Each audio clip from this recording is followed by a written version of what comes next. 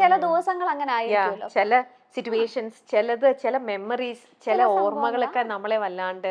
That's normal.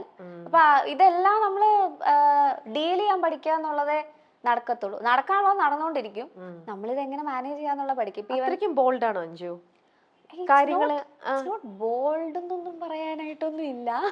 അല്ല, ഇപ്പം തന്നെ നമ്മുടെ സിറ്റുവേഷൻ നോക്കിയാൽ നമ്മളിപ്പോ ക്യാമറയുടെ മുന്നിലാണ് എത്രയാന്ന് പറഞ്ഞാൽ, അപ്പൊ നമ്മൾ കുറച്ചും കൂടെ നമ്മള് കോൺഷ്യസ് ആവും അല്ലേ.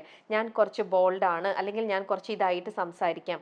പക്ഷെ വൺസ് ദാറ്റ് അത് മാറ്റി നമ്മൾ നമ്മുടേതായിട്ടുള്ള ഒരു സ്പേസിലേക്ക് വന്നു കഴിഞ്ഞാല് അവിടെ ഞാനും കരയും അഞ്ജുവും കരയും, നമ്മൾ എല്ലാവർക്കും ആ ഒരു ഫീലും കാര്യങ്ങളൊക്കെ ഉണ്ടാവും. ഞാൻ കറിഞ്ഞിട്ടുണ്ട്, പട്ടി പോകുന്ന പോലെ ഞാൻ മുങ്ങിട്ടുണ്ട്, ഇല്ലാന്ന് ഞാൻ പറയത്തില്ല. പക്ഷെ അങ്ങനെ ആ സമയത്ത് ഞാൻ ക്യാമറയുടെ മുന്നിൽ വന്നിട്ടില്ല. പക്ഷെ അങ്ങനെ കരഞ്ഞു തന്നെ പോണം എന്നാണ് പറയുക.